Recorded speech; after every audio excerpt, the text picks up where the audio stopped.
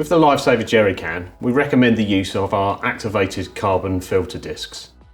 These help to reduce chemicals, metals, bad tastes and odours. They simply fit in under the tap. To fit one, unscrew the tap, turn it upside down.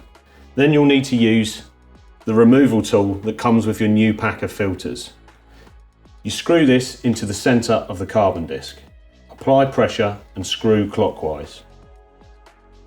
Once the tool is screwed right into the disc, pull the carbon out.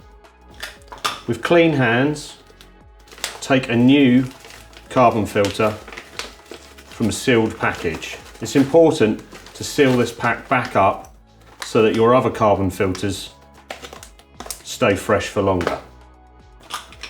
Turn the tap upside down and simply push the disc in place. Then refit the tap. When you first fit the activated carbon, you may notice that the first litre of water has some black or grey dust in it. This is simply harmless carbon dust and it will disappear after first use.